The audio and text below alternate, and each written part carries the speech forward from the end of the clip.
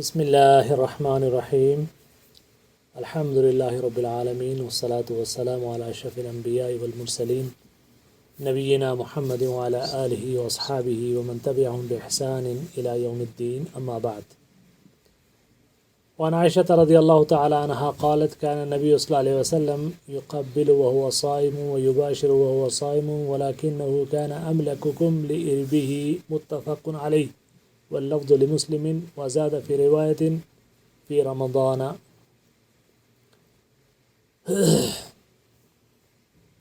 بلوغ المرام من ادلۃ الاحکام کے کتاب الصیام سے یہ جو حدیث ہے جس سے آج کے درس کا آغاز ہوتا ہے، اس کی راویہ ام المومنین سیدہ عائشہ صدیقہ طیبہ طاہرہ رضی اللہ تعالی عنہا ہیں۔ وہ فرماتی ہیں کان نبی صلی اللہ علیہ وسلم یقبل وهو صائم، کہ نبی کریم صلی اللہ علیہ وسلم اپنی ازواج کا بوسہ لیا کرتے اس حالت میں کہ آپ روزے کی حالت میں ہوتے، ویباشر وهو صائم، اور آپ مباشرت فرماتے اس حالت میں کہ آپ روزے میں ہوتے۔ مباشرت کا یہاں کیا مفہوم ہے؟ اصل میں بشرہ کہتے ہیں جسم کے ظاہری حصے کو، چمڑے کو، تو گویا جسم کو جسم کے ساتھ ملانا۔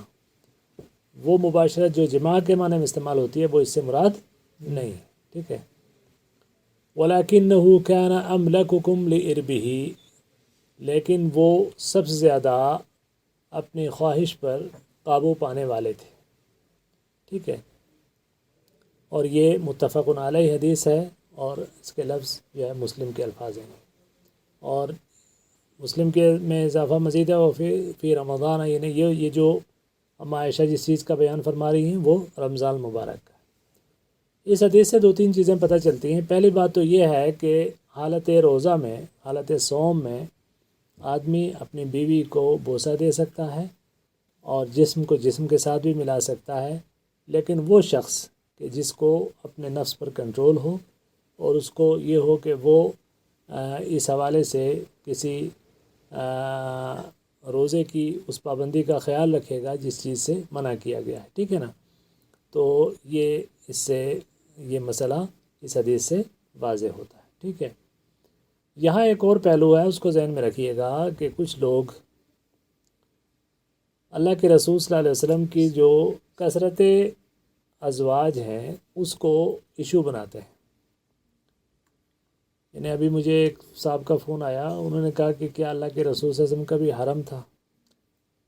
تو انہوں نے کہا جی آپ مختصر جواب دیجئے کہ حرم تھا کہ نہیں تھا۔ مجھے لگتا تھا کہ ان کی گفتگو سے، وہ کوئی اعلیٰ آفیسر تھے، ان کی گفتگو سے یہ لگتا تھا کہ وہ کہیں ایسی مجلس میں بیٹھے ہیں جہاں غیر مسلم بھی ہیں۔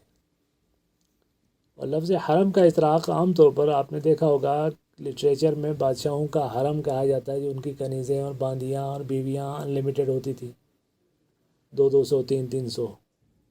تو اس میں یہ کہا جی کیا حرم ان کا بھی تھا۔ میں نے پہلے ان کو یہ وضاحت کرنے کی کوشش کی، چونکہ وہاں تفصیلی گفتگو کا موقع نہیں تھا، انہوں نے بھی اس چیز کا اشارہ دے دیا تھا۔ میں نے کہا حرم تو آپ کا بھی ہو سکتا ہے، جس کی ایک بیوی ہے اس کا بھی حرم ہے۔ حرم کہتے ہیں پروٹیکٹڈ اور محفوظ جگہ کو، کہ جہاں پردے کا اہتمام ہے، جہاں کوئی اجنبی نہیں جا سکتا، وہ حرم ہے، ٹھیک ہے نا۔ تو ہر شخص کا حرم ہے اس کے گھر کے اندر، جہاں اس کی ماں، اس کی بہن، اس کی بیوی ہے، تو اس کو ہم حرم کہتے ہیں۔ تو اس معنی میں تو اللہ کے رسول صلی اللہ علیہ وسلم کا حرم تھا۔ اور پھر یہ ہے کہ آپ صلی اللہ علیہ وسلم کی ازواج 4 سے زیادہ تھی، امت کے لیے 4 کی اجازت ہے، اور 4 کے اوپر باندیاں رکھنے کی بھی اجازت ہے۔ تو اللہ کے رسول صلی اللہ علیہ وسلم کے لیے یہ خصوصیت تھی کہ آپ کے لیے زیادہ بیویاں رکھنے کی بھی اجازت تھی۔ تو آپ کی 9 ازواج اور 2 جو ہیں آپ کی باندیاں، سیدہ ریحانہ اور سیدہ ماریہ قبطیہ رضی اللہ تعالیٰ عنہ۔ تو اس اعتبار سے آپ صلی اللہ علیہ وسلم کی، لیکن اب یہ جب آپ مطلقاً یہ لفظ سنیں گے نا، تو پھر وہ جو غیر مسلموں کے ذہنوں میں جو شبہات اس حوالے سے آتے ہیں، اور جس کو عیاشی سے جوڑ کر دیکھا جاتا ہے، تو اس حوالے سے بہت ہی گستاخانہ قسم کی چیزیں آتی ہیں۔ تو پہلے اس کے سلسلے میں ہماری خود معلومات یا ہمارا شعور واضح ہونا چاہیے کہ یہ معاملہ ہے کیا ہے۔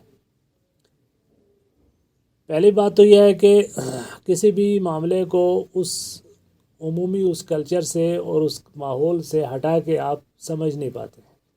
مثلا آج کے دور میں اگر ہم سلیوری کے بارے میں جو دنیا کے، حالانکہ ابھی آپ کو پتہ ہے کہ 200-250 سال پہلے تک سلیوری امریکہ میں، یورپ میں تھی، اور دنیا کی تاریخ کی بدترین سلیوری اور غلامی تھی. انہوں نے کس طریقے سے افریقہ سے سونا لوٹ کے لاتے تھے، وہاں کے جواہرات لوٹ کر لاتے تھے، وہاں کے غلاموں کو لا کے جو ہے بیچتے تھے.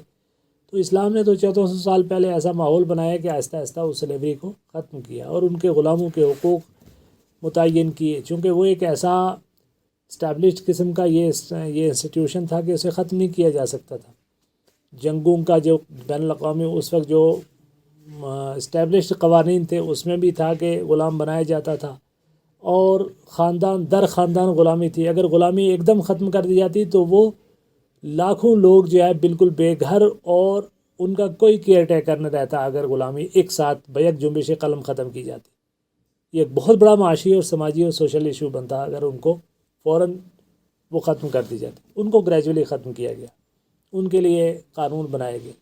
سب سے پہلے تو ان کے حقوق بہت اسٹرکٹ قسم کے رکھے گئے.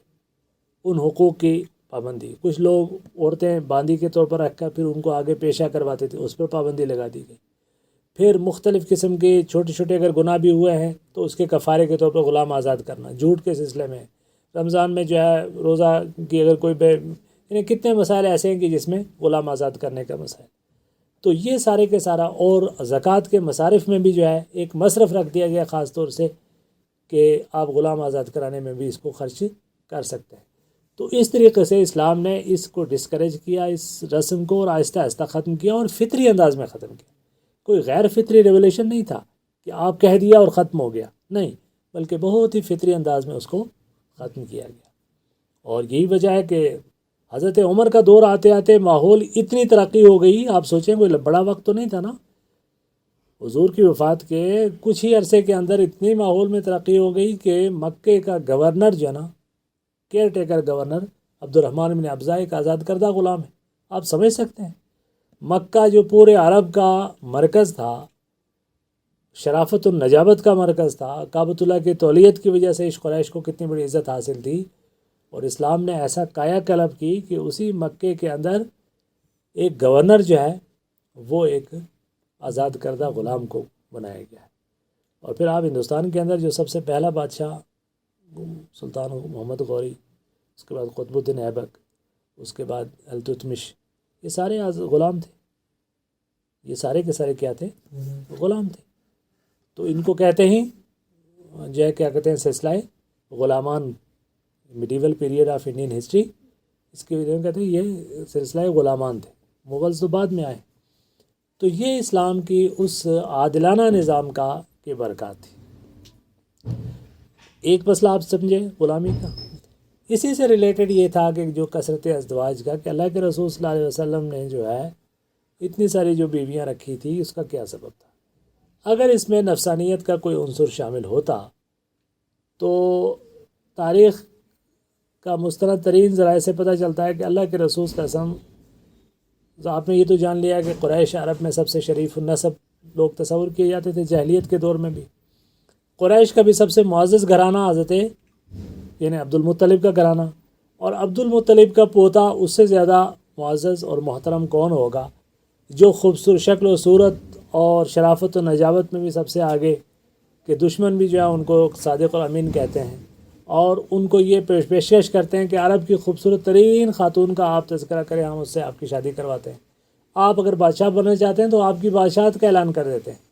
تو ان کے لیے ظاہر ہے اگر نفسانیت کا معاملہ ہوتا تو بہتر سے بہتر خاتون کا اپنے لیے انتخاب کر سکتے تھے.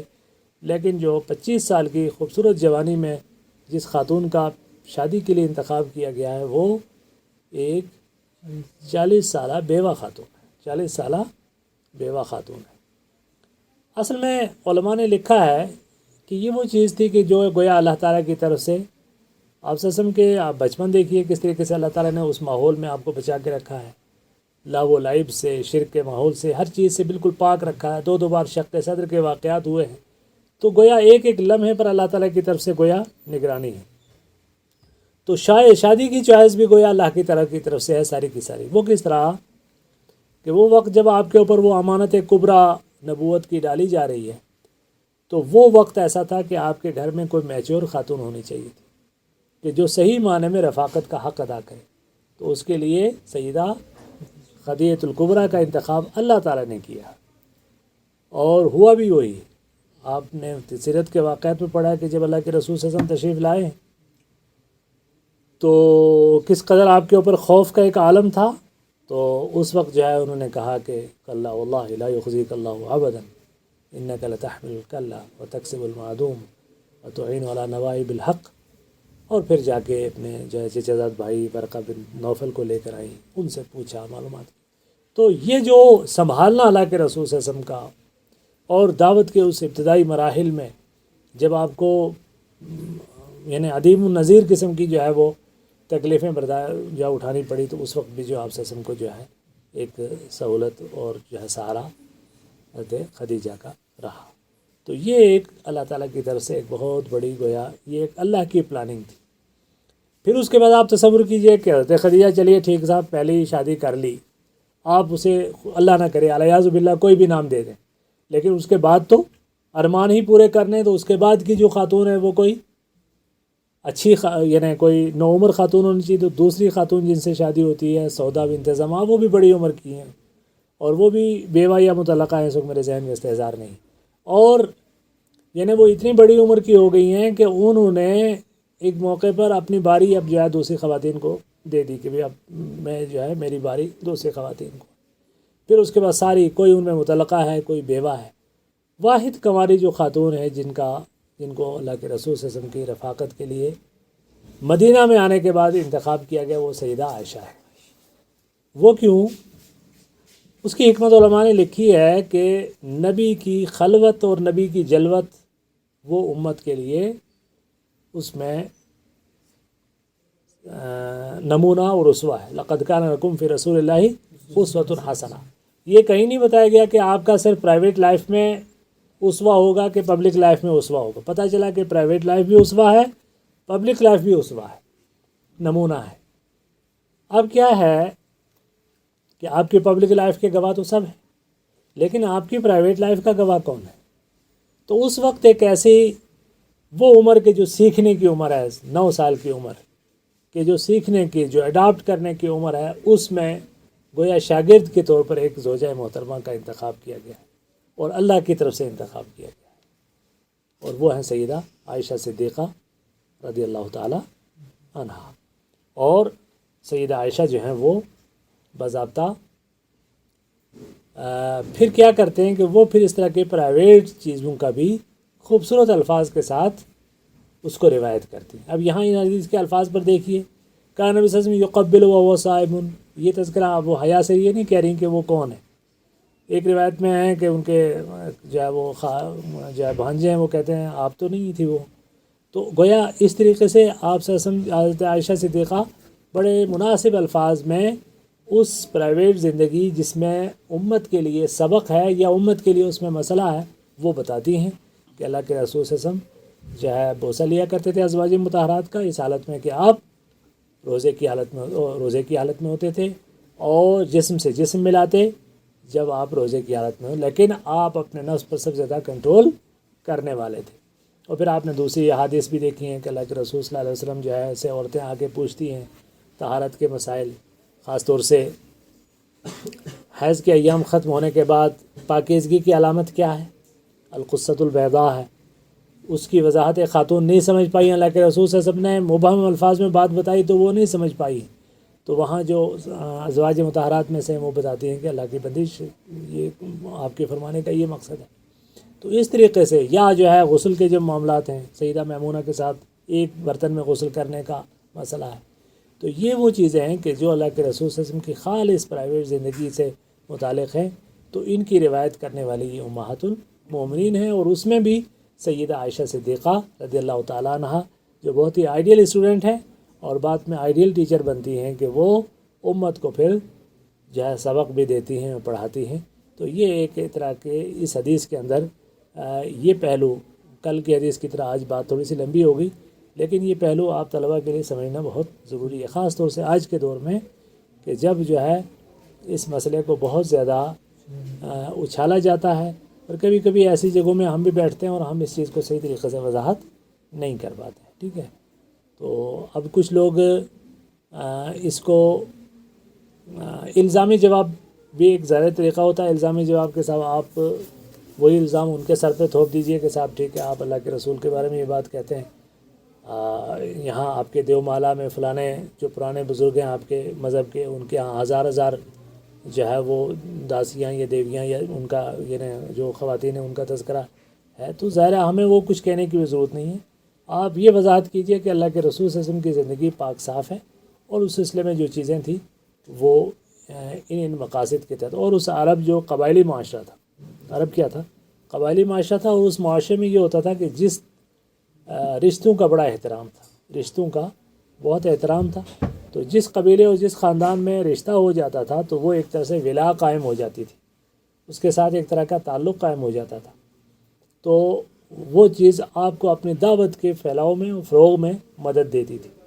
اور پھر اسی طریقے سے اللہ کے رسول صلی اللہ علیہ وسلم نے گویا ان کچھ یہ بیوہ اور کچھ متعلقہ خواتین کی ایک طرح سے آپ نے ان کی عزت افزائی اور ان کو ایک شیلٹر فراہم کرنے کا پہلو بھی اس کے اندر شامل ہے۔ ٹھیک ہے جی، آج میری نیت تھی کہ آج یہ باب ہم ختم کر لیں گے، لیکن چلیے بات اس پہ ہوگی، الحمدللہ یہ بات بھی مفید ہے۔ سبحانک اللہم و بحمدک، نشہد ان لا الہ الا انت، نستغفرک و نتوب الیک۔ صلی اللہ علیہ وسلم۔